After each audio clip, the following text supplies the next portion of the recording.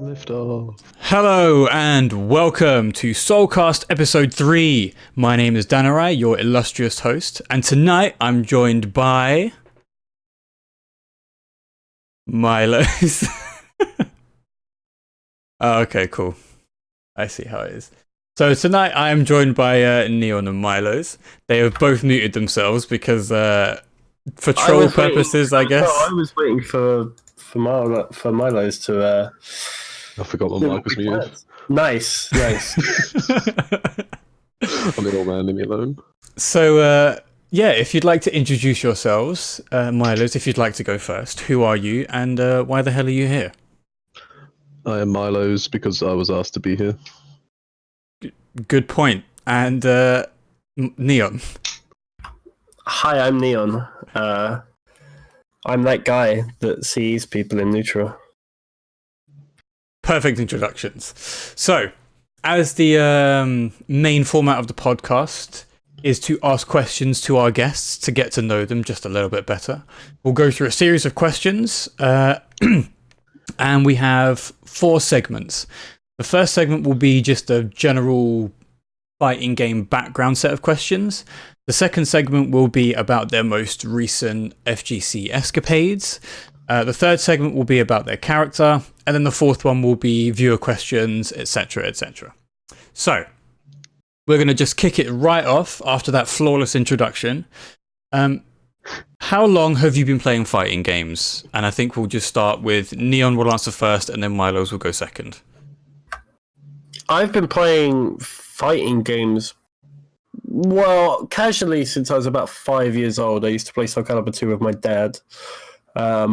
But taking them seriously, probably just over a year. I started with Tekken 7 2 months or so before Soul Calibur came out, because I figured I'd try and actually learn how to play the game properly, as opposed to just playing like single player and stuff like that. So, yeah, just over a year, maybe.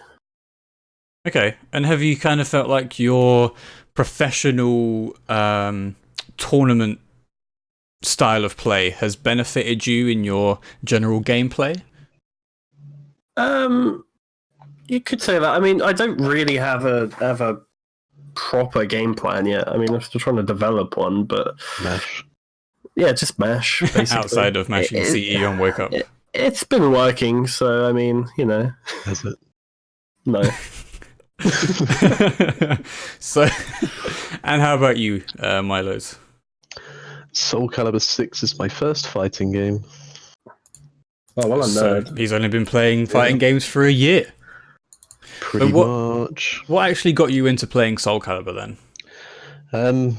I went to a games convention called EGX in London, and Big I up. swung by the Bandai Namco booth and saw Soul Calibur 6. I was like, give it a go. And then I ended up spending half the weekend there because it was really fun. So I was joining their little local tournaments and stuff, and I was actually winning most of them. But then I got to the final, and I see this really silly name come up. It's Holy Carb. I was like, what an idiot. I'm going to destroy this guy. And then he ducked my AAA, and it blew my mind. I see. And he showed me that there's actually skill involved in these games, and it looks really quite fun to play at a high competitive level. And then, yeah, I fell in love with the game from there. Oh, you Carp fell sort in of love with introduced Soul me. Calibur 6. How cute. So, when you first fought these scrubs before you got to Holy Carp, were you kind of thinking of investing more of your time into Soul Calibur before you met Holy Carp? Or was it just kind of this is really fun, but I'm not really going to engage with it after that? Yeah, it was sort of a thing like, yeah, it's super fun. I might play with my friends. You know, so I was in the boat of this doesn't seem very competitive. It seems a bit silly. But yeah, I was proven wrong by Carp, who was actually good at the game and actually had some thought process, just despite everyone else there. Yeah, I mean, it's very easy to kind of look at Soul Calibur 6 and go, this game seems really silly. There's a child who's got tomfers who thinks she's a princess, and there's also a guy who uses crazy arm stuff that has axes. But then once you start to actually look at tournaments and top tier play, you realize that this is an actual fighting game with some depth. So Yeah, it's got a lot of depth to it as well, from what I've seen, compared to other fighting games. Yeah, I mean, like it's got its own mechanics like reversal edge and GI, more kind of non-standard mechanics than say in Tekken or Street Fighter. Perfect. Thanks very much, you two. Just a bit of a preface that Neon and Myloes are incredibly ill. Myloes a bit more than Neon because they went to America and got the AIDS. Yep, we have the American AIDS. Exactly. Technically, I'm fairly sure I got it from Neon, but Yeah, sorry about that. and I'm fairly sure you infected like Blinkles as well. Yeah. Oh, yeah, probably. I mean, I don't know who gave it to me. I just kind of developed over the course of the weekend. I think you gave it to each other is probably the most accurate. No, I mean, It's got nothing to do with the kissing. No, I mean, that may have had something to Absolutely do with irrelevant. it. Just somewhat relevant. Yeah, maybe. Perfect. So moving on to the second question. Myloes, I guess the answer is very easy, but for Neon, what's your favourite fighting game? Soul Calibur 2. Wait, single player or like versus? I think if we're taking a fighting game as a package, like you had to pick one single player, multiplayer, customization Probably Soul options. Calibur. No, that's hard. Soul Calibur 2 had like my favorite single player stuff because you could just put hours and hours into Weapon Master mode. But probably as a package, Soul Calibur 6, I've got to say. Oh yeah? Yeah, I mean, it's the one I'm playing and the one I've put probably the most hours into. So Yeah. And yeah, how many kind of my hours is concept, that really? specifically? According to Steam, I can tell you it's 1,600 hours. Although I think that's quite over exaggerated because I tend to leave my PC on with Soul Calibur loaded while I get home. I turn on my PC, I load Soul Calibur, and then I do whatever else I've got to do for the day. So it's kind of on all the time. Okay. But I'm not always playing it, so I don't know my actual game time. It'd be good if they would actually show you how much time you actually spent, like in training mode and in ranked mode, actually fighting people. I think I had like 8,000 games played at one point. I don't know. I can't remember the That's exact. a lot of games. And what about you, Myloes? Your favourite fighting game? Mine would be Soul Calibur 4 What? because Keelik was good in that game apparently. Oh, well, yeah, he was. But you haven't played it. Favorite. Don't give a fuck. You didn't even. What? You didn't even. Soul want to Calibur play it. 4 by proxy is his There was favourite a setup fighting at game. NEC. I'm like, do you want to play? He's like, no. I'm like, all right. Really? I thought it was Soul Calibur 2. No, there was Soul Calibur. There was both, I think, actually. I didn't know that. Oh well, Could Should have gone and played Soul Calibur I'm like, do you 2. want to play anything else? He's like, no. Do you want to play Eunice? No. Do you want to play Tekken? No. You didn't ask me to play anything. Trying to play Third Strike? No. You didn't ask me any of these. There was a Third Strike set up at an LBC. I asked you, and you were like, no. You didn't. Yes, I did. You lying motherfucker. The one that Ramon was set up. Anyway. You see, Anyway. Myloes is a SC purist and an SC6 Yeah, exactly. He purist. doesn't want to play anything else. I don't even want to play Soul Calibur. I mean, that is true. You don't play it a lot. That's fair enough. Perfect. Thank you both so much. I'm actually really enjoying this much more freeform version of the podcast, so I appreciate you two, besides the fact that you both told me to fuck off when I got you into a group DM. Look, right, you're not supposed to tell the audience that. That was supposed to be a personal, private banter joke, right? Yeah, but then you'll do it to me when you see me at Meltdown, and it won't be that private. It's true. Also, Exactly. fuck off. Thanks, Neil. Appreciate Yeah, you. to be fair, fuck off. Moving on to the next question. Who's your favourite fighting game character? Let me think about this for a minute. Do you want to go first, Myloes? Yeah, let's just get Myloes out of the way. Low key, I love as well, I hate you. but Okay. not his moveset. Kick him off the podcast. Character is sick. Like, it's best fucking voice actor and everything. And Keelik's a cuck, so And He yet looks you still pretty. continue to play him. a 5'6" man look cuck. But he's got a stick, so I play him. God bless. Top tier descriptions there from Myloes. How about you, Neil? So, yeah. Well, Talon. I'm not even gonna fuck about. Yeah, Talon. I've never wanted to play a different character seriously, so yeah, Even yeah, since yeah, like yeah. early Soul Calibur times, you were always I Italian. played Talon exclusively in Soul Calibur 2 against my dad, and I won so often by spamming 6A and 66A. and 6AB, and that was about it. And for the first maybe 7 years, I played Soul Calibur 2 against my dad for maybe 7 years, from the age of 5 all the way through to like 12 when I finally got an Xbox. Okay. Because I was playing on like the old Xbox for that entire time. So 7 years of just playing like Talim non-stop on Soul Calibur 2. And I don't think I remember any moves of hers, like at all. I couldn't play that character. I just mashed. But I was having so much fun. And like as a kid, seeing this other kid kick people's ass was like really fun for me. So I was like, I want to be like Talim when I grow up. And then I got fat and I can't do a cartwheel. So, you know... Swings and roundabouts, but yeah, she's still my favourite character. Fair enough. Your dad is a sprout. Actually, he used to body me. He used to play... I think he played a lot of Sophitia, if I remember. Maybe some Ivy as well. I think he just went for the biggest breasted women. Yeah.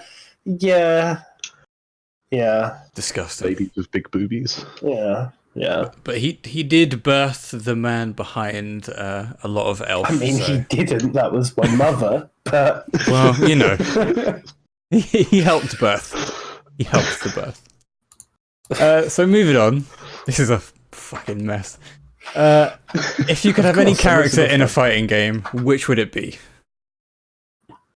From a different video game? Or? Yeah, from a different franchise. It doesn't have to be limited to video games. Yeah, into SC6. Oh, that's a good question. You're welcome. I wish I knew about that question beforehand so I could think of a good answer. But it's almost as if we had sent you the brief beforehand. Like I say, I wish somebody had told me what questions would be coming up on this. Yeah, exactly. But some shitspinkler was like, I'm not going to bother sending that to him. No. Myloes, any ideas? You first. Fuck you. Give me... you can have a conversation about it. It isn't limited to just a single person. I'm going to do the generic answer and say, give me May. No, not May. From Overwatch? No, not May. Okay.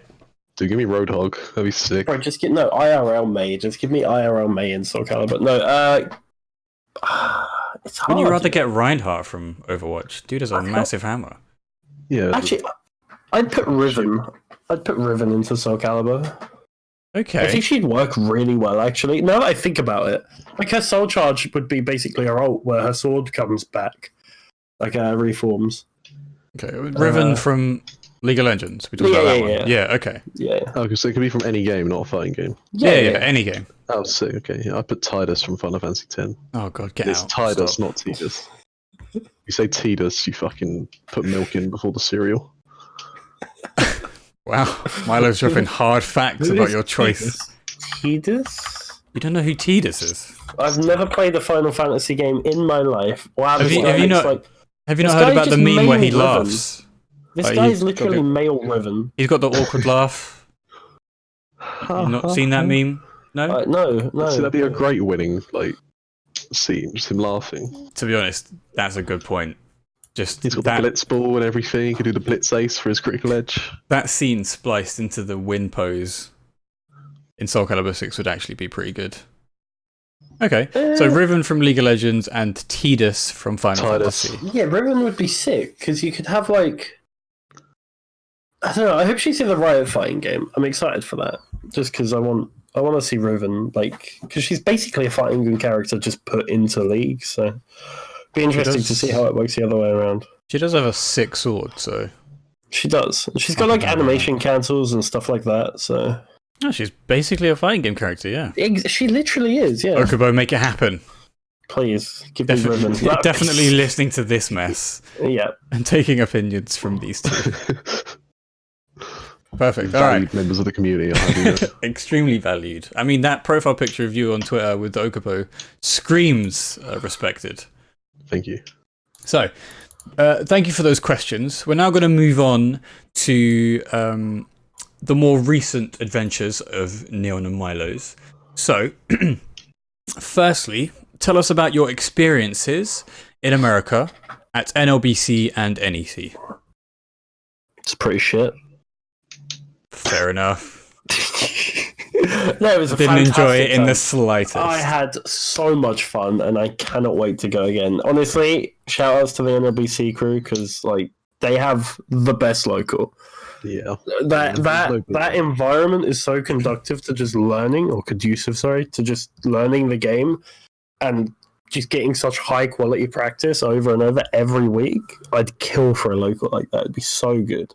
I wish we had something like that in the UK, but unfortunately, it'd just be so difficult to actually run. But yeah, shout outs to those guys. And they're just such nice people as well. They're so accommodating. Just really had a great time. So what specifically? Like, was it the atmosphere? Was it the amount of setups that they had? Technology? Just the general, yeah, like just and the quality of player as well. Like their worst player is like better than most of the people in this country. I mean, like it's the quality of player over there. You've got like the legends like Linkors and as Jake. Shout out to him, by the way, for being a really great guy and dropping us to NEC and back from NEC to the airport. Never mind us missing the plane or anything. But was that Enders Jake? Yeah, it was. Yeah. Shouts to Enders. Shouts to him. Yeah, He was a true great guy. But yeah, just the quality of player. I mean, like every week they're practicing against players like Ramon, Linkor, Sane, like all of these really amazing players. It's such a great location to learn and practice the game. Yeah, I can see that. When the streams come out and when the videos go up on YouTube, you can really see the camaraderie between everybody there. Yeah, exactly. And not only that, so for example, Dell, right? You probably know who she is. Everybody knows who Dell is.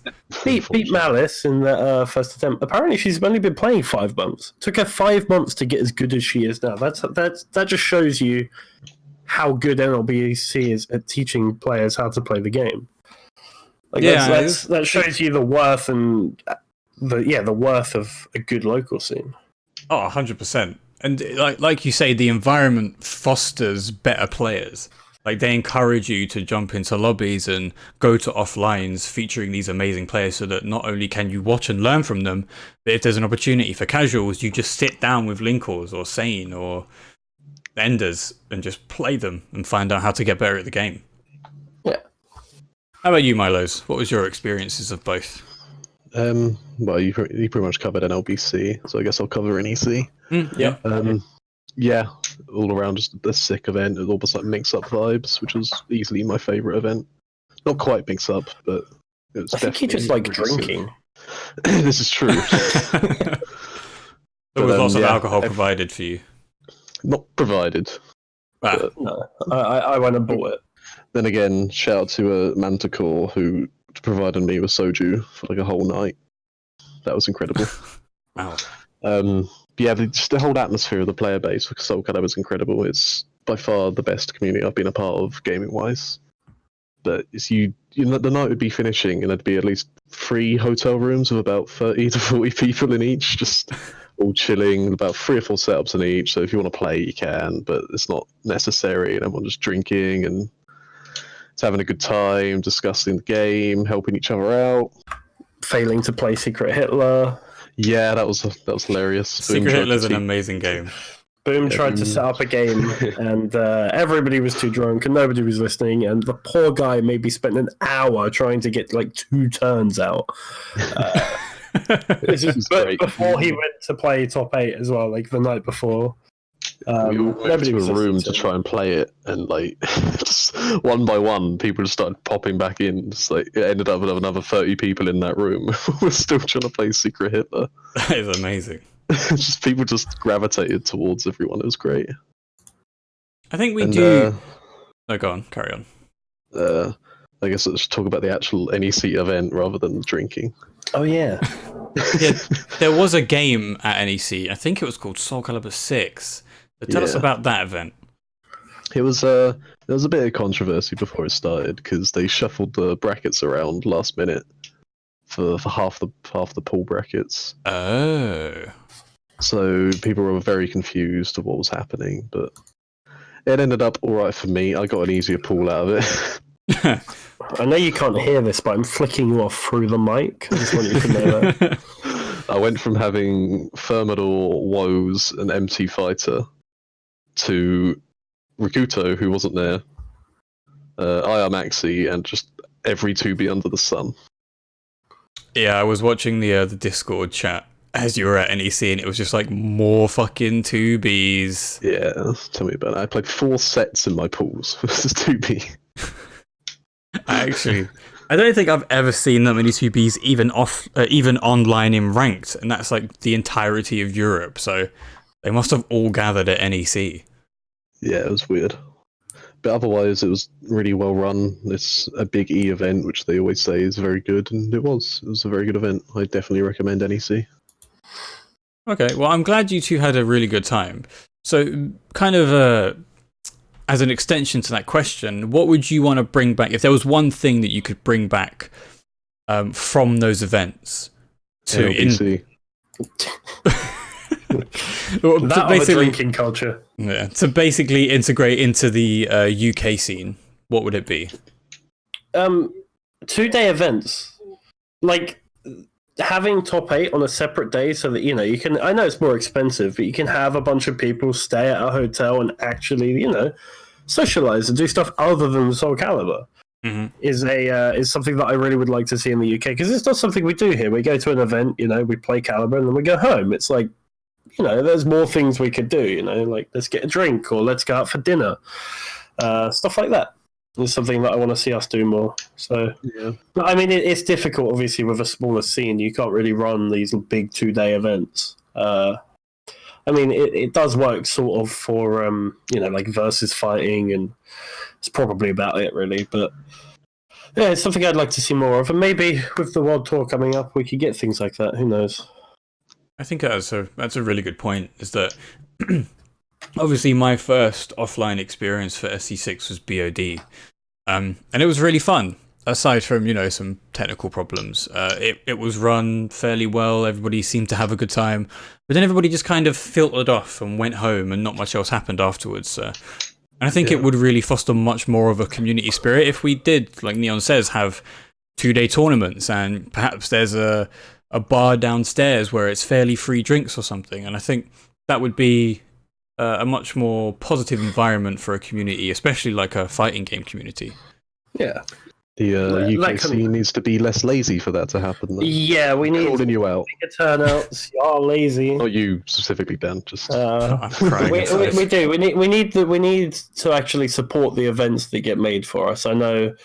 We talk about showing up to your locals, for example. But it is something. I mean, I know there's maybe could probably name 15 or 20 or so players that would regularly turn up to events, but it'd be good if we had more. Like, we should try and dedicate some time into actually growing our scene, as opposed to just, shit-talking events that don't go quite as well as we would have liked. Maybe let's try and actually support our scene, get other people into our game, because I know that there are people looking to get into Soul Calibur, but they just don't know about these events. So, yeah, exactly. I echo that sentiment 100%. Like, and we're not basically saying that if you never go to an event, it's wholly your fault. Like, there are circumstances that will mean you can't go to certain offline events. Yeah, I mean, if you're poor as shit, I'm not expecting you to turn up to events. But that's like, one way to put it. I mean, well, no, I mean, like, do what you can, right? Like, if you can't afford to come to an event, it's no problem. Like, just if you can, it's a great time. You should definitely come and hang out. And I mean, there are cheap options available. I got a coach all the way to the mix-up last time, which I will not be doing again. Cost me about 15 quid to get to the mix-up in Leon. Did take 24 hours though, and I did nearly die. But I mean, the option's there, the option's available. It's just maybe selling it real hard, Neon. It's not worth it. Oh yeah, and get a rail card as well, which shout-outs to you, Eternal Dragon, because I need to renew mine. Rail card gets you a third off all UK rail travel, and it's only 30 quid a year, so definitely worth. Shout out to Dragon putting the link there. That's definitely get a rail card. What a bail. Let me sign up for that right now. We get sponsored by Railcard. TFL, the new sponsor of Elf. That'd be sick. So Angel Stepstyle, are you actually are you volunteering to pay for venue hire? Is that what I see in the chat right now? Talk to Neon and Myloes after the stream. That'd be sick. Cool. So we've kind of covered NLBC and NEC. I appreciate that you guys actually went there and were representing the UK, because I think it was literally just you two, if I'm correct. Yeah, it was us two, and then there were 3 French players. Yeah. Yeah, right. So, big shout outs to Neon and Myloes for actually taking the time and spending the money to head over to the US and set up events and, well, not set them up, but go to them. Because not only does it further the base of people that know about the UK scene, but it also just shows that we're interested in these events. And if there was ever an opportunity for a collaboration across the sea for an offline event, who knows? But that's definitely something that we should all thank these two for. But don't get too big aheads because I still hate you both. That's fine. I hate me too. Yeah, me too. Perfect. We're all in agreement. Myloes is a bit of a dick. So moving on from a single place to the world, can I get some initial reactions to your to the Soul Calibur World Tour being announced? Pretty sick. Pretty cool. Yeah, I mean, like, it's a mixed bag, right? I'm hoping they don't shaft EU. Is what I'm hoping for right now. I mean, in my head, I'm seeing you got 2 events in Japan. You got obviously Singapore majors. They're probably going to host another event in Asia somewhere, because they get quite big turnouts. And then we'll have the mix-up, which is almost, I imagine, guaranteed to be a World Tour event. You might have something like Battle of Destiny, and you might have versus fighting. So I reckon we maybe have 3, and then the US is going to have like 10. So it's going to be very hard for us European players to actually qualify for it without traveling outside of Europe. UK's only got a chance for 1, I think, and it's going to be versus fighting. Yeah, I mean, so far, obviously, it remains to be seen. Yeah, I mean, it's like I said, let's see how they go about it. I feel like without the dojo system they have in Tekken, EU players are going to find it very difficult to qualify. I mean, obviously, players like skill, they're going to travel, right? People who can afford to travel are going to go, and if they're good enough, they're going to win in the US events and in the Asian events. But I feel like it's going to be... I think this happened with Tekken as well, is that Asia and the Americas kind of had an advantage just because of the amount of players they've got over there, and they had more events, so they were able to garner more points. So EU did get a bit shafted, if I remember, but maybe they learned from that. Maybe we're not going to have that issue. Maybe we'll have events. Maybe we could grow the community. It's uncertain times, but it's exciting times. 100% agree with that. Just for anybody who might not know, could you explain the dojo system of Tekken? No, because I don't fully understand it. Because you don't fully understand it yourself. It's like, so I think, like, individual TOs, say, for example, Elf hosted a dojo event, I believe. Individual TOs could go, look, we're going to host an event. It's going to have, I think the minimum is like 32 people. Can we get some World Tour points to go to, like, to give out to the people who place well? And so you can have, like, smaller events getting what are called dojo points, which would earn points towards, the Tekken World Tour ladder system. Mm-hmm. So I believe it works. I mean, I may be completely wrong because I don't really follow it. All I know is it's fun to watch, but I think that's how, like, a similar kind of thing. And if we get that, that's going to be great. We're going to be sorted. Yeah, I think you've basically hit the nail on the head, and Eternal Dragon has just kind of reiterated that local TOs can run events depending on how many people enter, depending on the points. Yeah. So you'd need like a minimum number of players, but... Yeah, exactly. So if we did have a dojo system, we could essentially have stuff like BOD be a... Yeah, and stuff like, and revolvers and... and community caliber, stuff like that. Yeah, and Critical Egg, Critical Egg. Events. Definitely Critical Egg. Big up Critical Egg. I think we definitely need to get Critical Egg back. Yeah, you'll be happy. Oh, okay. Are we going to get an announcement at the end of the podcast? Or? No. We shall see. Mylo's given the viewers false hope, as usual. There are things in the works for Soul Calibur from Elf still, despite the setback. And there's always things in the works at Elf. Well, that's what we like to hear. I think if Elf ever stopped doing Soul Calibur 6 stuff, we'd all lose a bit of hope for the future of our game. But we're all... Yeah, we'd also probably lose every single Soul Calibur event. But, I mean, I don't think we're ready to have that conversation yet. Well, I'm so happy that you're not ready to have it. So, thanks very much for your continued hard work. Which brings me very swiftly on to Elf as an organization. A lot of people will just know the name as an org that sets up online and offline events. But I want to know a little bit about the history of Elf, if you are able to shed some light on it at all.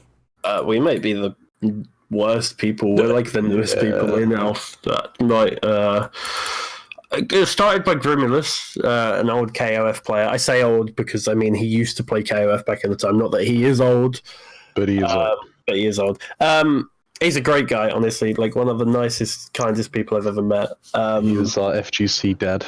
Yeah. And he decided he wanted to start, like, growing a community. So he started in East London, obviously, as the name would suggest. And with it was a small events, but just growing it out and just growing a community. And now, obviously, we're hosting events that have lots and lots of people, you know, even people traveling internationally to come to it. So it's just a great community to be a part of. So how did Grim approach you two to become parts of Elf? I can't even remember. It was a while ago. It was mainly from like tournament performance? Well, so my first experience with Elf was actually at the Day 2 tournament that they hosted, which I won.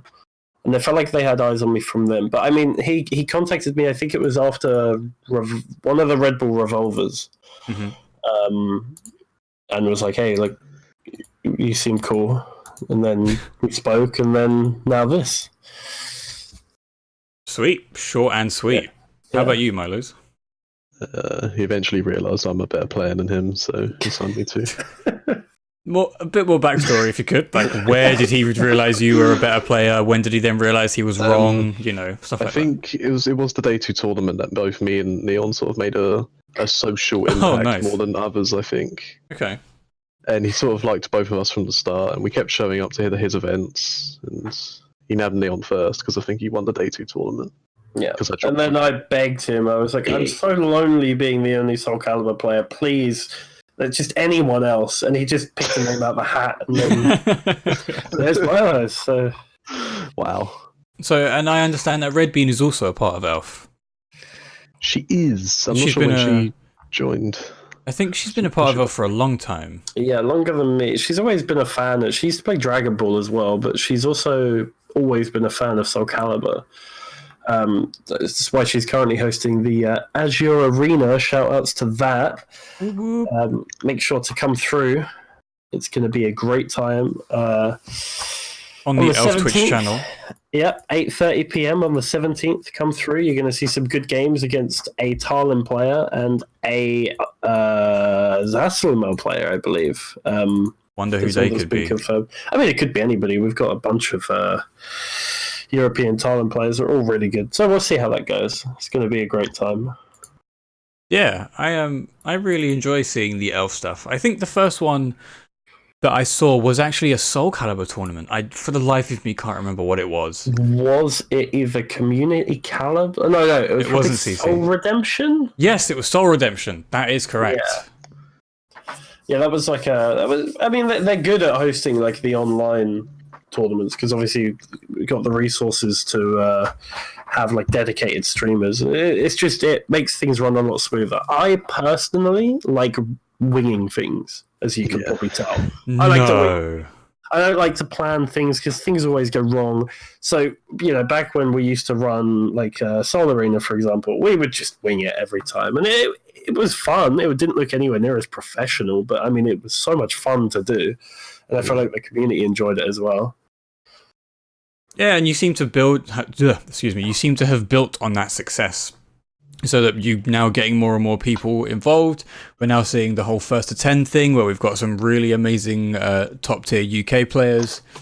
So yeah, just keep on doing what you're doing. And hopefully this secret thing that Myloes probably shouldn't have mentioned comes to fruition. Right now. There's literally multiple things. I'm going to have to mute you right now. Shh. I feel like I'm babysitting Tom Holland trying to stop people from spoiling the Spider-Man movie now. I mean, look, any kind of inkling that we can get of new Soul Calibur offline and or online stuff is good. Yes. Just wanted to make sure people knew that we haven't given up past the Microsoft drama. If people know about that, we won't talk about it. Otherwise, I'll be getting very I was angry. about to fucking say, let's not. Yeah, we're not dig gonna ourselves back moving into that ever hole. swiftly onwards into the next question. So Danarai, wait, no, sorry, you're the host. My bad. Yes, Neon. What question would you like to ask me? How long have you been playing fighting games? Oh, too fucking long, mate. So, moving on to our next segment 3, specifically about your characters. No. So, I know this is going to be a tough question for you, Myloes. I know you have some very strong opinions about 5-6 Cuck, as you like to call him. So, if you could give us a quick summary of your character and how they changed in Season 2, and whether or not you enjoy them more or less from the changes. Start off with Neon first. Fuck. Yeah. Well, so my character used to have this really cool tool called 66AA, and it used to knock down a normal hit. They called it, 66AA for the USA. Wait, sorry, I didn't play Grow. What am I talking about? Tarlin had... Before the patch, she had a very linear playstyle, right? You would launch somebody, you do 4BB, and then you do 66A plus B, and boom, you've lost like 15% guard damage. You're minus, you're guessing. It's great for Talim every time. And then she would go like, as soon as you started flashing red, it was just 6, and then 4BB, same thing, into wind cannon, 120 damage. It was a very linear playstyle that revolved a lot around force blocks, mixing people up with like wind charmer. And she just had a lot of power front-loaded into her damage. Like, she had really strong wall combos off of, like, 2-2A and counter-hit Wind Charmer AAK, or AKA, sorry, in Soul Charge. She just had, like, a lot of damage, and I feel like going into Season 2, what they've done is they've taken power from, like, the rest of her kit and put it into the one place she did not need it, which was her back turn. Her back turn has always been fine. It's always been, okay, I'm in back turn, I have a mix-up. It's either back turn B into like 90 damage, not quite, or into a throw mix-up. That was it. Like, back turn B was safe, which was ridiculous, or a throw, or like back turn AAB to tech crouch. The only thing she didn't have was like a tech jumping move to beat like 2As, for example.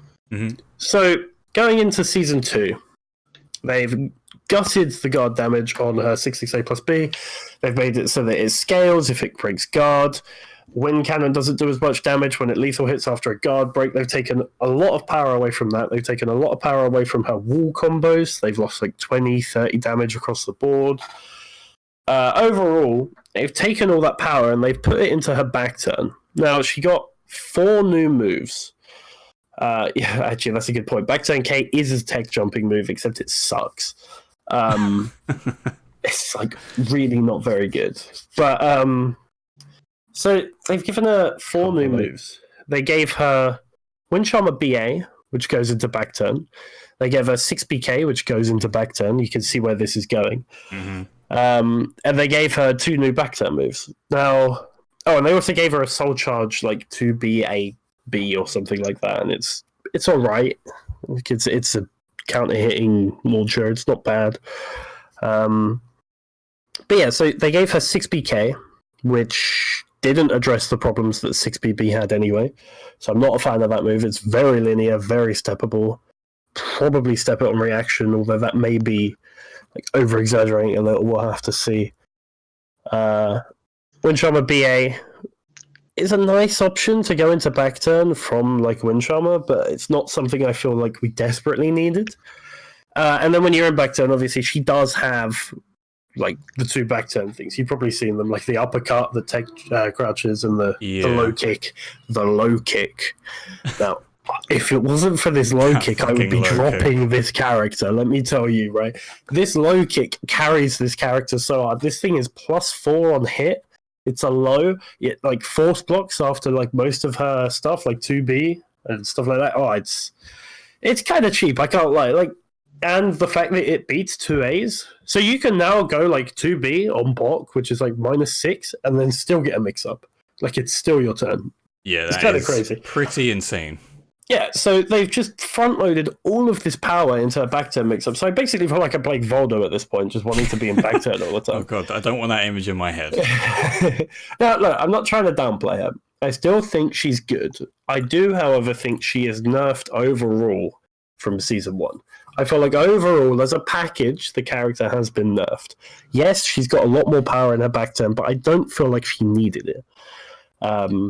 2 to A is a change that I need to lab more because that got a little bit safer. So I'll have to check like what that means. So far, it looks like quite a good change, but I still feel like overall she is slightly nerfed. Not by much, but in a vacuum, just a little bit worse. And in this patch where everybody got so much stuff, it's kind of a struggle.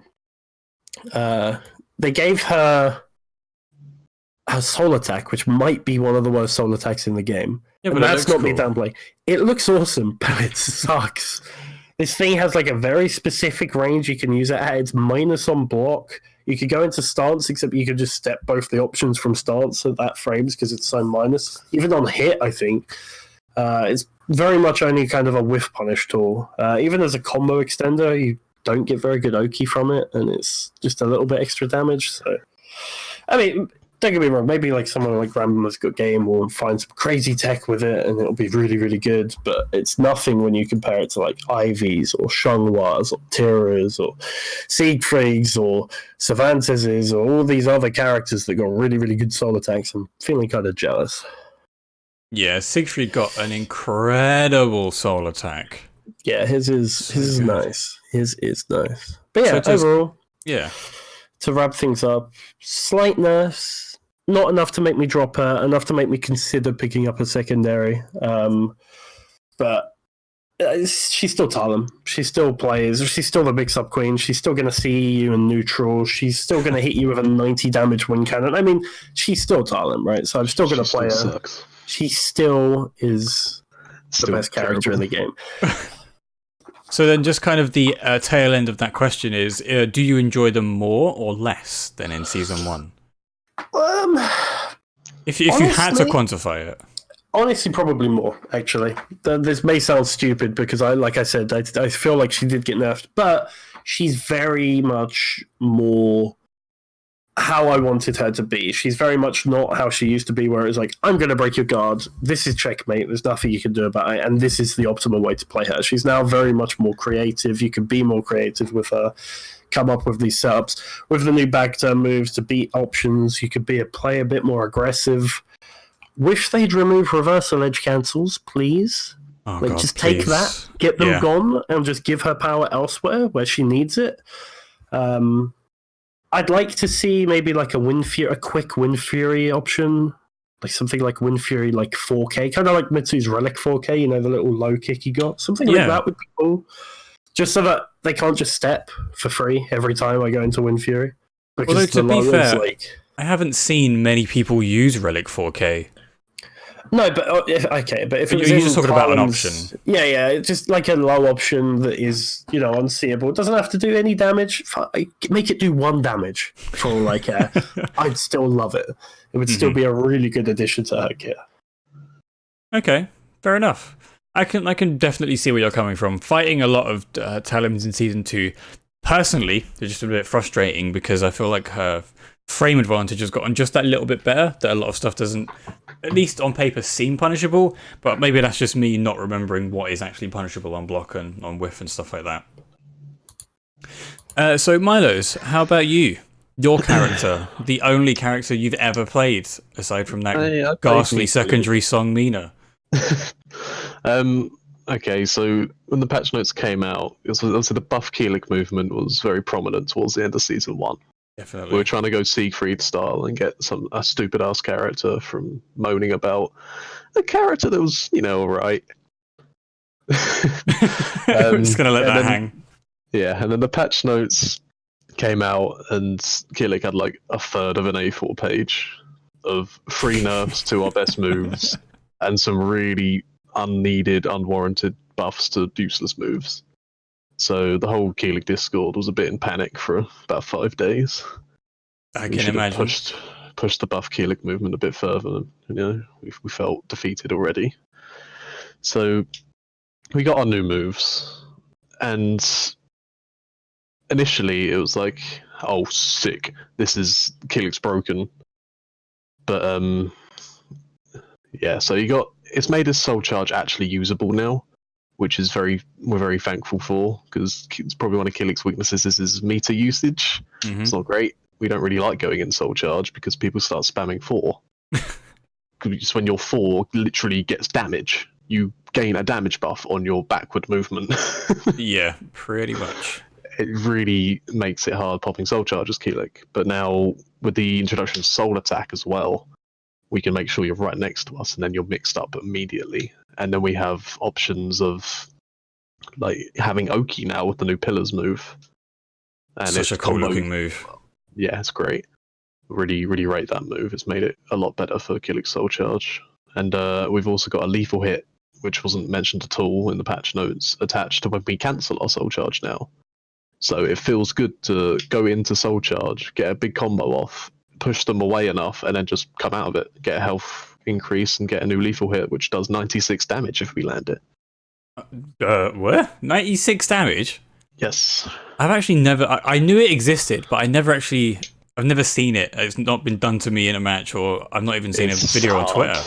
It's difficult to land. It's a very 6-6, the new 6-6 KB, which is what it's for. The I-18 move, which sounds sick on paper, it is way linear than it looks. So when we try and whiff punish something, it does sort of miss a lot. Okay. So a lot of the time when you see a Keelik exit soul charge now, we start trying to spam that move and just end up dying for it because we just really want to hit it. There's teething issues. We'll get used to it. Yeah, I mean, Season 2's been out for, what, about 2 weeks now? My time off? Yeah. Something like that. Yeah, something like that. So everybody's still getting used to stuff. Everybody is still trying to figure out the best combos and the best way to set up your opponent so that you actually land these lethal hits and stuff like that. Yeah, but overall, Keelik definitely had a buff. A lot of his new moves are gimmicky memes, it feels. 2-2A plus B, the new high-low, which is basically his 4-4-AA, but jails. It's catching people out because they think they can jump the second hit, which is kind of nice, but like probably by now everyone's fucking learned to, just fucking block it. Oh, that jails! Yeah, it's kind of bugged at the moment as well because it's only -12 punishable at point blank range. Anything else, an extra centimeter away, and you just can't while Razing K or anything. Ah, okay. Yeah, it's kind of weird. I'm not sure why. So it's generally at the moment it's a decent move because it's unpunishable. People don't know what to do about it. Yeah. There's no 6-2-2 B plus K, the spinning move, which goes into monument and back parry. I personally think it's kind of trash. Straight up, there's no reason to go into monument and back parry after. It's very easy to deal with, and it does decent guard damage. I give it that, but we don't play on a guard break game anyway. We get like 70 damage for a guard break. It's not a lot. No, it kind of sucks, but and it can't even be used as a frame trap. Like it's not like plus on block or anything, or like -2. And the move itself looks like it wouldn't be linear at all, but my god, is it linear? you can't catch step or anything with it. Like you have to use it on Oki, it feels, and even then it doesn't hit grounded, so it's just a bit there, Yeah, that move actually sounds really trash now that you're explaining it. It's not great. It's alright if you actually catch someone. It's got a good anti-air, I'll give it that. You can actually we've got a move that can catch Yoshi's Super Dragonfly now. And it's that. Oh, okay. Even though it's one of the moves that looks like it shouldn't. And all the other moves that look like they should just don't at all. But anyway, there's one other move as well in Soul Charge. We've got an I-14 while rising launcher from crouch. Yeah. Which is, pretty good. It stops people, the usual tactic versus Keelik of, I'm going to run away till you have no health and 2k you. Was this from Soul Charge, you said? Sorry. Yeah, Soul Charge only. So he's got this double, it's like a hop kick, apparently. Oh, yes, of course he does. Yes, I remember. Yeah, it's safe on block. So it's pretty damn good. Mm-hmm. Again, teething issues, we haven't quite figured out how to use it properly yet. But otherwise, it's a sick move. I'm pretty happy with it. I know Hayate doesn't like it, but I don't know, it's a safe I-14 launcher from Crouch. It's good, no matter what. Zhonghua flashbacks and PTSD. It's not even that linear either. But I've caught people trying to step it. Oh god. Now Killick's a part of the horizontal crew. Hell yeah, he always has been, to be fair. Everyone is in this game, it's just, the game's broken. True. Yeah, fundamentally, horizontals are just a thing you have to live with in SoulCal 6, I guess. Especially if you're fighting against Koth, Siegfried, or Zas. Yeah, those two are definitely the main culprits, but Yeah. overall for Keelik, initially we thought he was broken. He's not really. He's definitely made a lot more usable and a lot more fun. But comparing them to, say, now Ivy, Mina, Siegfried, etc., who also got buffed despite not needing it at all, it's, you know, it's nice, but other people are still trailing way ahead of Keelik. Oh yeah, and I think that kind of rings true for a lot of the bottom characters that we had to deal with. I mean, I don't really have a main, but Maxi is the kind of guy that I go to just to have a bit of fun. And you can, even with his changes to 7-star and some of the new moves he got, he's still just exactly the same. Like, he has the same problems, he has the same weaknesses, and he doesn't have more strengths to make up for it. And I can kind of understand, as a Killick player, you can sort of feel like you got shafted a little bit. Yeah, I mean, it could have been worse, I suppose, but... I mean, it could always be worse. Yeah, I kind of wish they addressed Killick's actual problems rather than just adding in random moves that he didn't need and has no use for. Yeah, I can understand that still, fully. all the problems still exist that existed before. Like, we don't have Oki outside of Soul Charge, and even the Pillars move, it's kind of hard to count as Oki sometimes because it's like fake Oki in a lot of situations. Fake Oki in what sense? Yeah, it's a lot linear than you think. It's not like Ivy's 2A plus G where it would just fucking track you if you didn't step fully. Like, you can just micro step past it. Yeah, that Ivy's 2A plus G hitboxes seem to have got worse somehow. Yeah. I don't really understand why. But you also kind of answered the part of the question where you think he is more fun to play than he was in Season 2. Oh, definitely. Yeah. We've got transitions into Soul Charge now that puts you in a 50-50 of obliterating your health, basically. For some reason, I seem to lose that 50-50 more often than not, but technically it is a 50-50. Everybody just knows your mind too well now, Myloes. They know how you think. But, yeah, he could still use the love that we kind of asked for. Not the random shit they gave us, but it's whatever. Yeah, I'm always in the camp of buffing the most needed characters and nerfing the ones that don't. Yeah, like that's what I really wanted. Yeah, like there's always an argument that people will say is that just buff everybody up to your top tier and then everybody's the same. But then it doesn't solve the problem of the dumb stuff still being in the game because everybody has it. Everybody's going to get frustrated not playing a certain character that hasn't got a certain type of dumb shit. Yeah, I just hate the I've forgotten the word now. It's just one rule for one and one rule for another. Yeah. Keelik really suffers without having Mina in the game. Because she just has better shit that Keelik has, just straight up, a lot of the time. And then I saw a comparison on Twitter as well. Hildy has a I-16, -16 like advancing move, whereas Maxi has that, but it's -12. Apparently it's just a complete same move, it's just a lot safer. Oh, 66A plus B, I think you're talking about, yeah. Maybe. I only glanced over it, but I remember reading it just like, yeah, that's Soul Calibur. I just want there to be some sort of non-bias, if that's the right word. Yeah. But to kind of address that, though, yes, they are kind of similar moves, but Hilda does have a range advantage. Like, yes, her hitboxes on her spear are about as true as you could get to hitboxes. Like, you're 99.9% never going to be hit by a horizontal from a Hilda. But because she has her range advantage, her 66A plus B doesn't need to be as good as Maxi's because she can keep you at that range and still do damage, especially with her charge stuff. Yeah, I suppose it's a bad example because I don't really play either of those characters, but going back to Keelik versus Mina, the new move we got, 2-2B plus K, the spinny stick move. Yes. Mina literally already has that, and it's better. Yeah. It's just like, why? Why do we have that now? I can totally see where you're coming from. I think I even said it the first time I picked up Soul Calibur 6. I was like, Mina's just Killick 2.0. And nobody believed me when I said that. People were like, no, what are you talking about? Mina's not that great. Killick is broken. And then a year later, we got people in the hashtag buff Killick movement saying that we need him to be much better. Yeah, it's like the Zorodance versus Mina's 66B plus K hold. That just catches rolling. The Zorodance doesn't. It's slower, and it doesn't catch all rolls. And it doesn't tech trap in every direction like Mina's 66B plus K. And like if we critical edge them on the floor to stun them, it's still a 50-50 for us, whereas Mina gets it guaranteed. It's just like, it's meant to be the original. Well, the Eternal Dragon saying that Mina was the original. So you two can duke it out. You can have a Mina Killick lore battle and see how that goes down. From what I've heard, Killick was the original. I don't actually know because, like I said, I'm very new to fighting games. But yeah, but we appreciate you Killick being was here first. nonetheless. That sounded very sarcastic. Oh wow, yeah, we appreciate you, Myloes.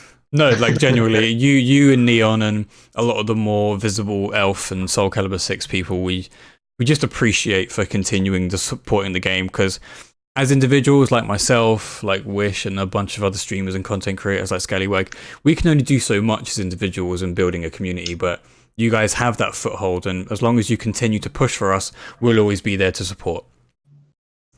So moving on. Cute. Yeah, I know, I'm adorable.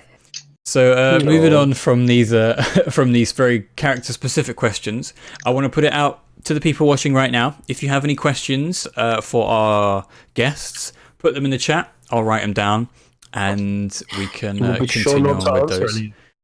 Exactly, because they're such nice people and engaging with the community, as previously said 20 seconds ago. Oh shit! Yeah, Killick is actually the clone, apparently. Wait, Killick's a clone? Apparently. Oh. I had no idea. I didn't play Soul Blade. Well, I mean, he's not like a clone as in like sci-fi clone. I think they actually just mean Mina was the first character and then Killick. No, I know. I was just making sure. I don't think that like somebody got hold of some Sung Mina DNA and was like, I'm gonna make myself a Killick.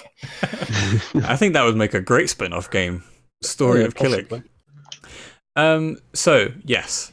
We do have one question from Angel Step, but there were some things that I just kind of wanted to talk to you two about. If that's okay with you two. So, no, absolutely not. Okay, cool. I'll just shut up then. No, go ahead. So in terms of future tournaments for Soul Calibur and possibly more fighting games down the line, such as Guilty Gear 2020 and like the new Unist update, would Elf be thinking about doing a big kind of offline event for a bunch of games? Oh, sorry, just hit the mic. Kind of like, I think Mix-Up's going to be like 4 or 5 different games, if I'm correct. So it's not like it's just not going to be Soul Cal. So would Elf ever consider doing something like that? We're probably not the people to talk to about that. We are more players than we are really like organisers. But we can put in a word if that's something about it. But I'd probably have to bite my tongue. Yeah. So, like, we'll put in a word for sure, and it's something we can consider doing in the future, but it's not something we can really talk about publicly, I suppose. Sure. No, I can understand that. I'm just asking because I know Soul Cal was the biggest, had the most entrants for NEC, but the main problem that people seemed to have was that when they showed the fights, it looked like there was a bunch of empty seats. And I don't really know if that problem could be solved by having more entrants in a venue with much more games. Better camera placement. I mean, like the problem with NEC is like have a game on stream, but there was like a better game going off on stream, and so everybody was watching that like off to the side, so it looked like nobody was in the crowd. There was a huge crowd; they just weren't interested in the game that was happening on stream. They were watching something like, for example, there were so many amazing games played off stream. I mean, for just a small example, I played Sane off stream. All right. Yeah, I know. But no, there were just so many like amazing games played off stream, and it sucks, but you can't stream all of them. But yeah, so I wouldn't worry too much about like an empty seats in the background. It was bad timing as well. Thanksgiving weekend, right? Thanksgiving, yeah. It was just like it didn't have as many entrants, but obviously Soul Calibur having the most entrants is something that really made my heart warm, and it's something I could hope we could continue doing. Yeah, I would agree. I think it's a stepping stone that just because. I mean, it's kind of a stepping stone, but also not an excuse to slack for the rest of it. Like, yes, Absolutely. NEC, one of the biggest Soul Cal tournaments, had the most entrants, but we need to continue that and keep showing the team. We're growing, and that's what's important. I mean, you remember, like, for example, 4 years ago, when Tekken came out, nobody thought it would be what it is now. It's the slow and steady growth that's allowed it to be what it is. And I genuinely feel like in 1 year, 2 years' time, we could be in the same position Tekken is now. Sorry, we're just taking a sip when you finished. Yeah, no worries. But yeah, 100%. I think everybody looks at Tekken as Bamco's golden child, and I'm guilty of doing that myself. But everybody forgets how terrible it was at launch and how unsupported it was by a majority of people. And then slowly but surely they brought in guest characters, more support for the game. You know, just making sure that it gets supported because people do love these games. So I echo that statement heavily, Neon. So the kind of second thing that I wanted to ask about Elf in general, and again, I know this may be more of a question for Grim, but since I have you two here, I just want to ask it anyway. What could Elf do more of to help boost the visibility of Soul Cal 6 for more casual players? Because a lot of it is focused around, like you said, players in general. And when you have these first attends in as your arena and you host, my brain is not working, and you host Soul Redemption and the TWT stuff, that's mainly around the people that can enter at a specific time because they're probably already in the community. But what do you personally think Elf, or even the community at large, could do more of to entice newer players? Look, it's in a bit of a weird state at the moment because we did have a lot of plans to bring in new players with the the community caliber monthly, but obviously that fell through. So it's just something we still want to do. That we're still sort of talking about. Yeah, I mean, what we need is regular events, be it a weekly, be it a monthly, whatever. And we need people to actually turn up to those events. Elf isn't going to run an event if nobody's going to turn up. Equally, people aren't going to turn up if there's no events to turn up to. So it's like a two-sided thing. But what would entice new players is having a place like NLBC, having somewhere that they can go, they can meet, like, the top players. Like, for example, there's currently, like Dragon says, the Night of Fighting, the Fighting Friday casual sessions. We went there. Not many people turn up. Maybe it's because they don't know about it, but we need people going regularly. This happens every week, this Fighting Friday. Maybe we could turn that into like a weekly. I don't know, maybe. As a community, we need to come together and go, okay, here's an event. Fighting Friday, maybe. We're going to go every week. We're going to get everybody together. We're going to have a meetup. You don't have, obviously you don't have to go every week. Your real life comes first, but try and go to as many as you can, support these smaller events so that they can actually grow and, they'll provide more setups for us. If we come one day with 20 people, the next week they'll have more setups for us. It's not like they're going to shaft us and say, no, there's too many people. We want that. We want as many people as we can. And there's newer players there as well that have never played Soul Calibur and they want to learn. There were a couple of people last time we went who were sitting around. They didn't know anything about the game and they played the game. So yeah, just encourage players who you think might be interested to come to these local events and go yourself is how we're going to grow this community into something big. Yeah, can agree with that completely. Myloes, kind of just same thing, really. Yeah, echoing the same thing. We have plans to try and boost it offline again, but that's a 2020 thing, and it's all not completely settled yet. So yeah, and I think the important thing is patience is key. It's don't expect something to happen because you go and talk to someone and they agree with you, and then in the next week you're going to have a weekly that has 20 setups, 2 for top 8, and then 1 stream. Like, this stuff takes time. Yeah. Cool. So those are just kind of my more elf-centered questions. So now we're going to move on to the viewer questions. If you guys are okay to stick around, because I know you may be dying of illness, but there aren't that many.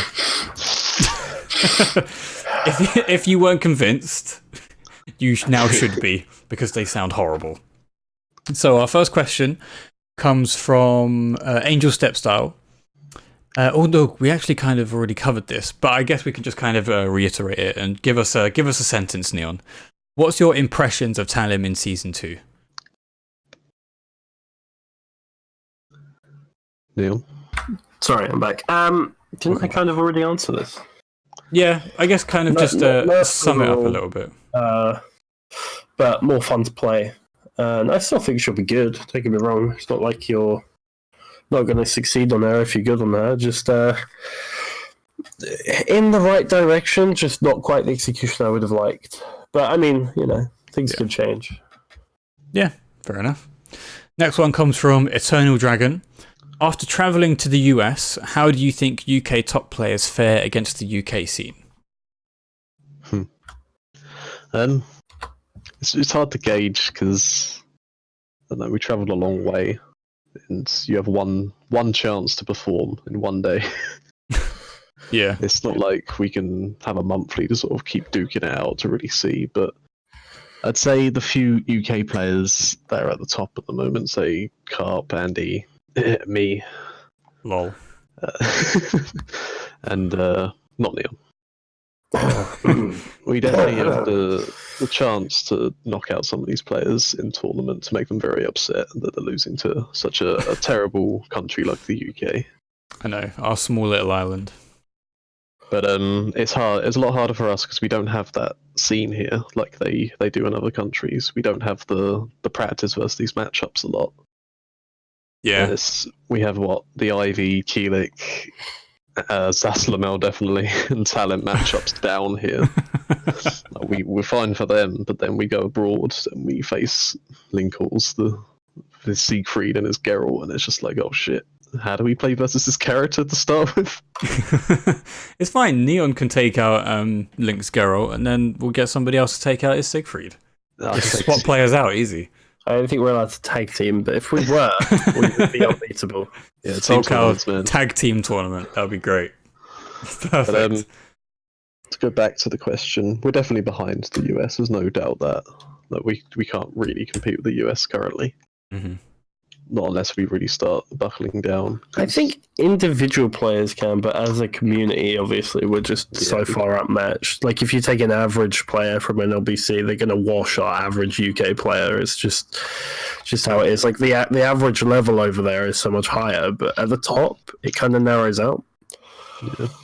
So a lot of us don't travel as well. We had Andy go to the mix-up, but that's his only international event.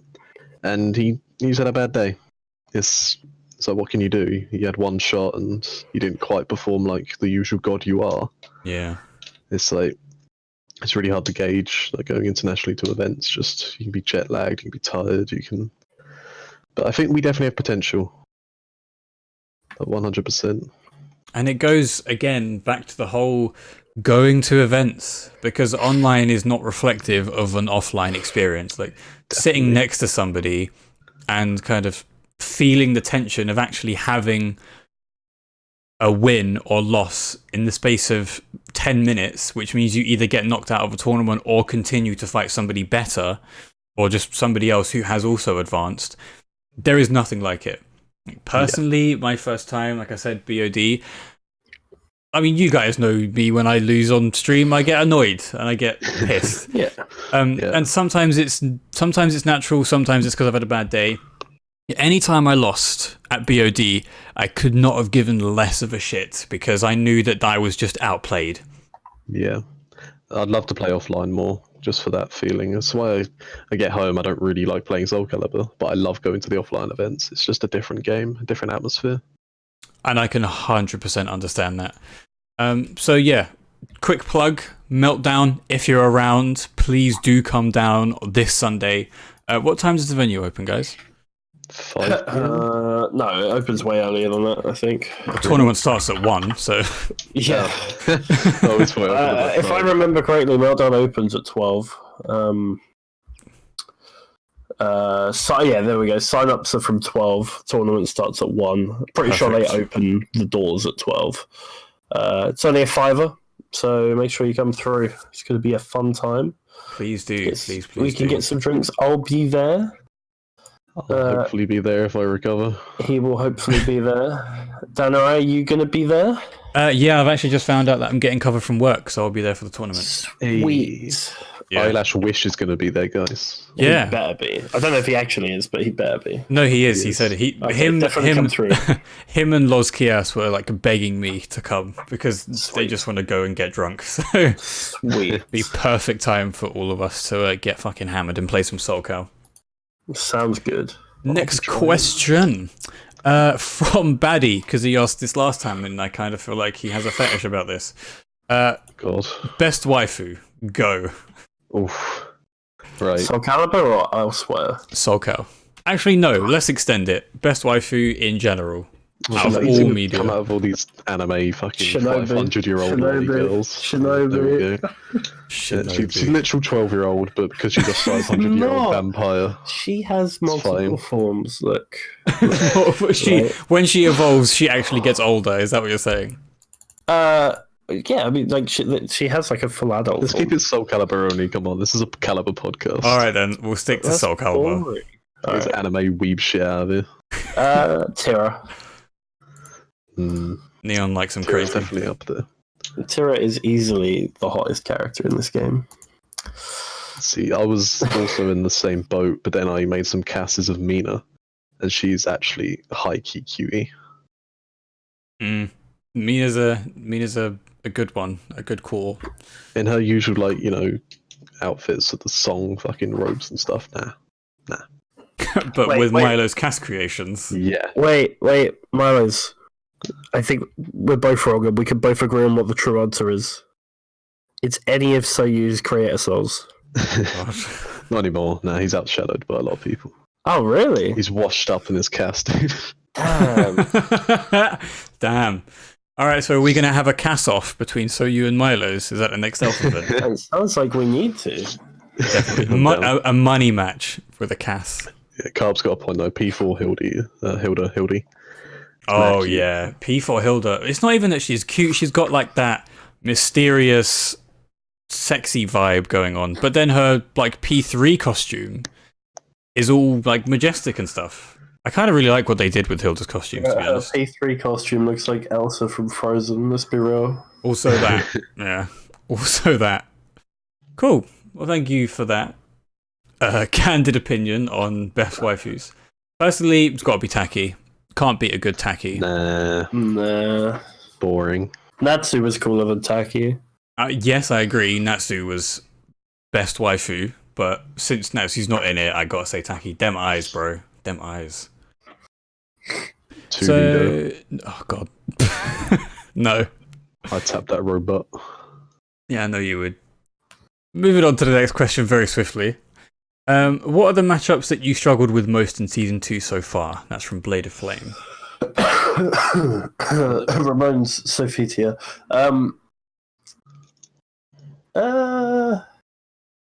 To be honest, it's not affected me as much as I thought it would. No, me neither. Mitsu is a pain in the ass. Mitsu is difficult. It might be because we played skill a lot. Probably that. I honestly, I can't really think of any matchups that have gotten like way harder. Oh no, that's a lie. Amy.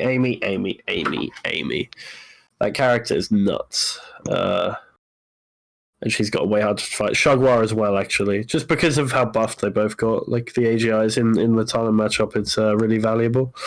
So those matchups have gotten a lot harder. Raph 2 is not very fun. Oh, I can deal with Raf, but yeah. Did you deal with woes? No. Actually, I didn't do bad against him when I picked Talon. It was like 4-2 to him, but still. That's not too bad then. No, and then I swapped. Plus, drunk. Exactly. Just blame the alcohol. That's what we're best at. Exactly. You weren't drunk at that point, you liar. It's in the venue. Was it? No, we played upstairs. Anyway. I was well. Okay. Cool.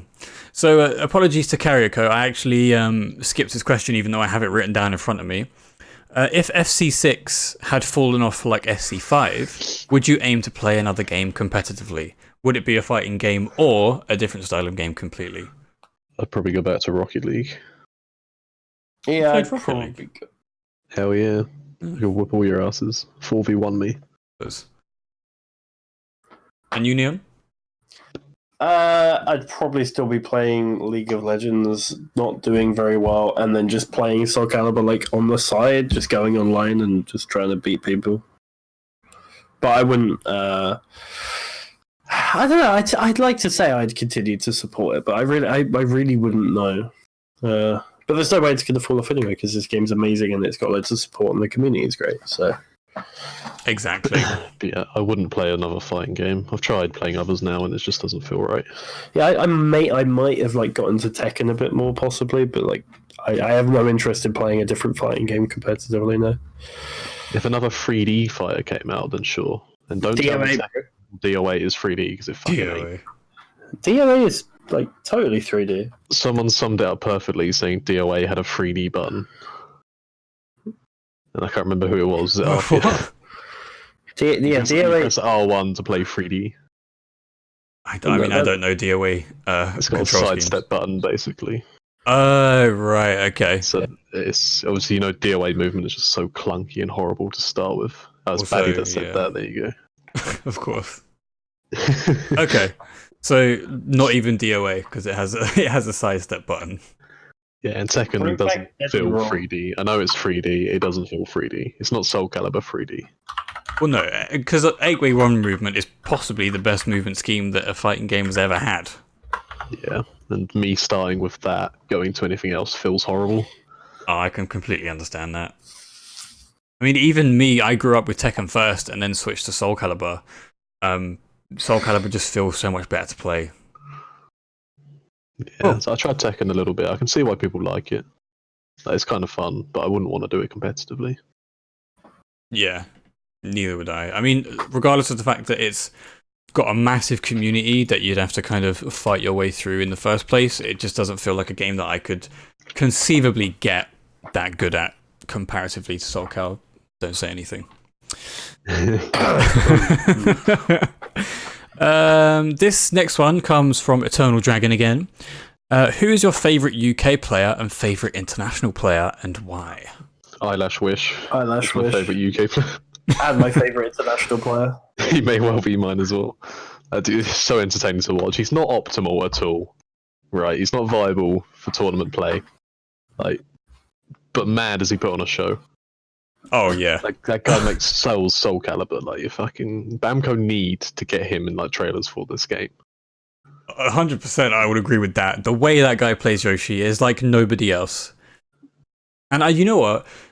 I know him quite well at this point. We talk a lot. And he personally thinks that the pressure that gets put on him is a bit too much. And the reason he says that is because when he talks to Geo and Boom and he shares his personal setups, they don't want them. And I don't really understand why. Because I feel like Wish plays Yoshi the way that the devs intended him to be played. Yeah. Like stance dancing all over the place, hammering Super Dragonfly into crazy seppuku setups. So the problem is, once you expect it, it's very easy to deal with. And it's like I said, it's not really viable. Yeah. You can do it for maybe a game, but if you learn to expect it, then it's really easy to counteract. That's why Geo and Signia will not do it, because they're very much boring. Yeah, boring. Boring.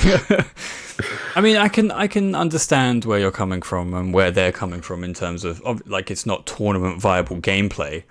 But, when he's streaming and he's seppukuing people all over the place. Oh, yeah, absolutely. It's just hella fun, and that's why we love him.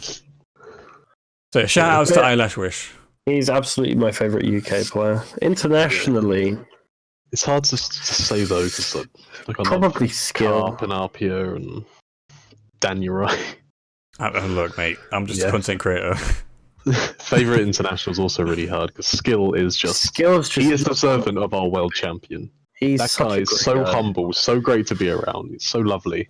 But there are also a bunch of American players that I could list off. Like I love Boom, I love Linkles, I love Enders J, I love Sane.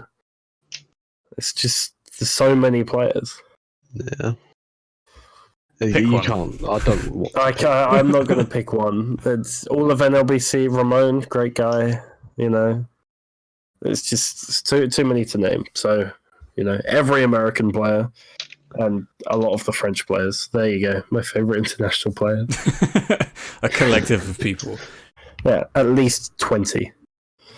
I mean, that is fair. From what I hear from other people outside of you two, like when I speak to Dell, when I speak to some other American players, the community is just great. They all support each other. So yeah, it's just like it's a great time just hanging out with them, even if we're not playing Caliber. Just yeah, just a great community in general. But we can all agree that Eyelash Wish is bae. Eyelash Wish is legendary. As Carp just put it, it's something we can all unite and agree on. Yeah, absolutely. Exactly. Eyelash Wish is our favourite UK player. There you go. Next question from Blade of Flame. What locations would you propose for monthlies, weeklies for consistency? Like if you had to make it consistent, yeah. Be in London. Yes, London, but we have potential ones that people haven't been to before. So I mean, Microsoft venue. No kidding. I'm angry again. Fuck. It's gonna have to be in London. There are already a bunch of locations. XFed, for example, in North London, is a venue that is already being used for weeklies. Just nobody turns up. There are a bunch of locations around. I don't really have any particularly in mind, but like if somebody were to say, Southwest London, we could maybe do it at roughly where I live. You could do it at maybe in games they have like the Belong arenas.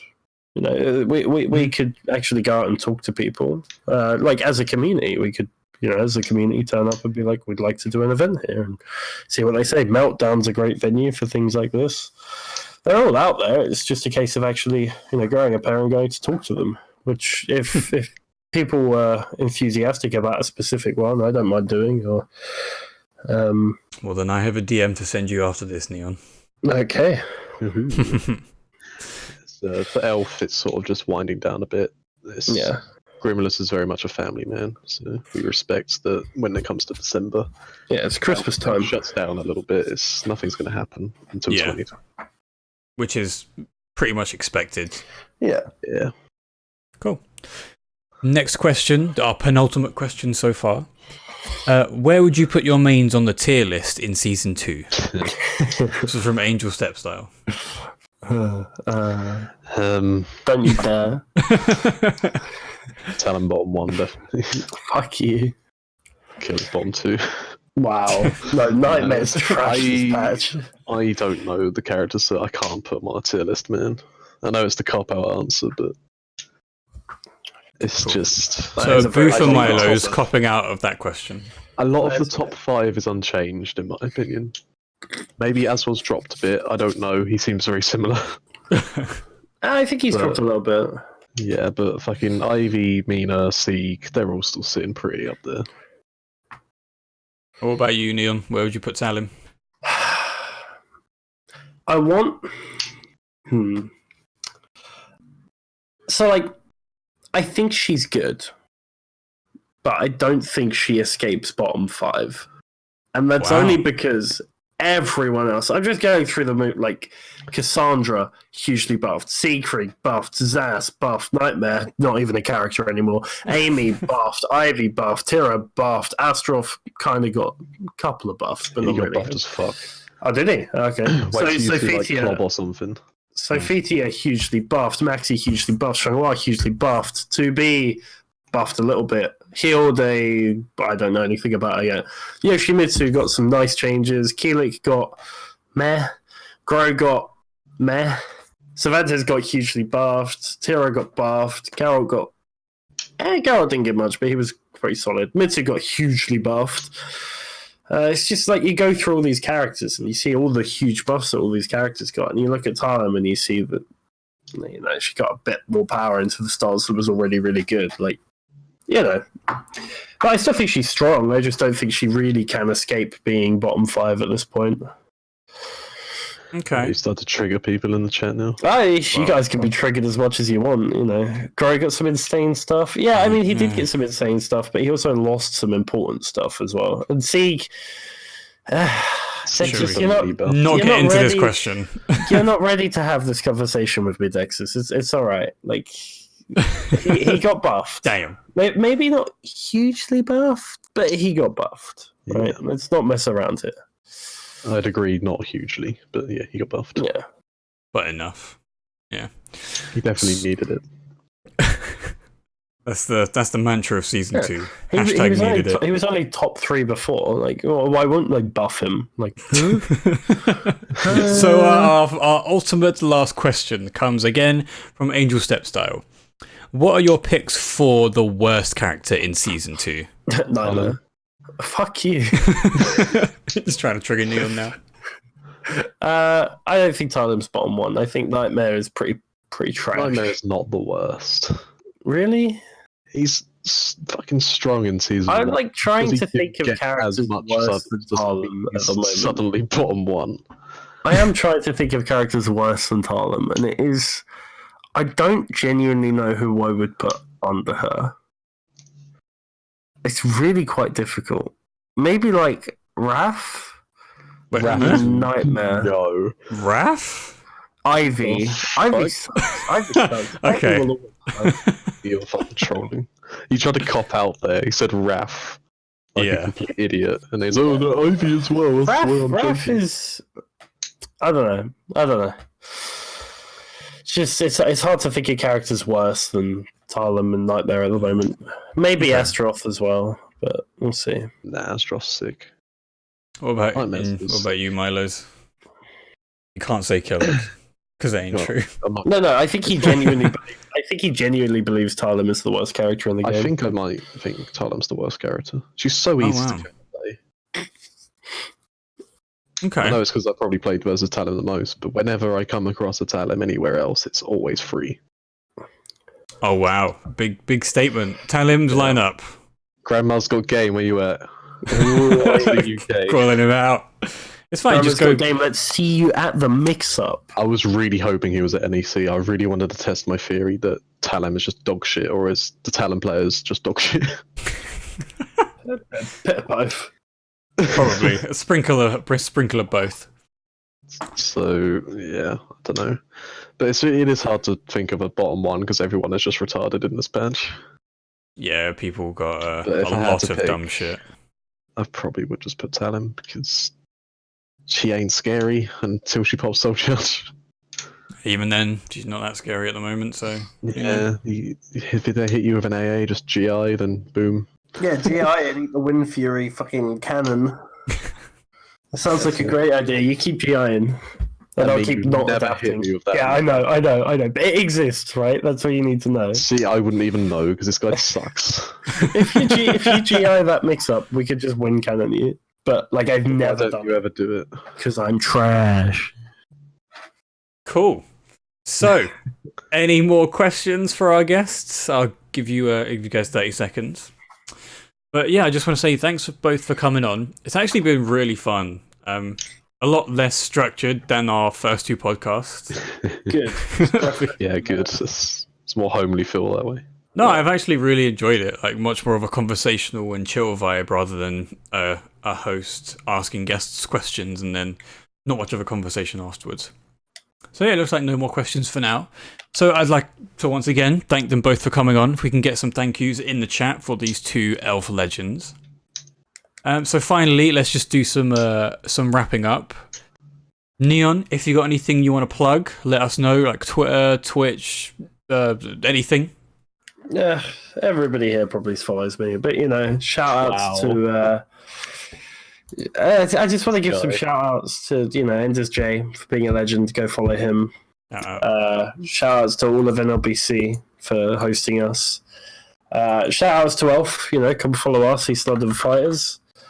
or East London FGC on Twitter. I'm actually going to post that in the chat because you should all be following them for future updates on events. Shout outs to Baddie, the Shispinkler, for putting these things together, and shout outs to you, of course, for hosting this. Well, thanks. And yourself, Myloes, anything you'd like to plug? Shout outs to me. Go follow me. I'm fucking around. I was literally going to say Enders and Baddie, and Dan stole it all. Get bodied. Exactly. Kind of screwed. Shout out to everyone who tuned in, just in general. He actually just put his own Twitter in the chat anyway. Wasn't even fucking joking. No, but shout out to everyone that actually tuned in. 35 people, for some reason, actually giving a fuck about us. Thank you. Yeah. Because we're creating content for the community, Myloes, that's why. Oh, so community. I know, right?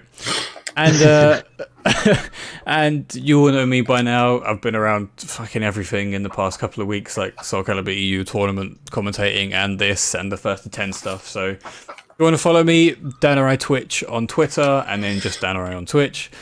And yeah, shout outs to Baddie for talking to me and Phantasm and Skeeter for setting this up, because it seems like we're getting a consistent audience, which is always what we want to see. Like I said, if you have any suggestions, as the Americans like to say, or feedback, let us know on Twitter and in the SCEU Discord. And I think the last thing we're going to do is actually go and host somebody. I think we might go and host Kayane, because she is one of the biggest advocates. Our Calibur angel. She really is. Our queen. Host our queen. So there we go. We're about to raid Kayane, who's already got almost 200 people, but supporting that cross Calibur community. So once again, thank you everybody for watching. Once we raid, we're going to be out, and I'll see you guys next Friday.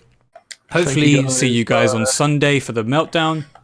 Obviously, go sign up for Mix Up. It's on smash.gg, and go to your locals and your internationals and whatever. Thanks again, and I'll see you guys next Friday. Buh. And we're done. Sick.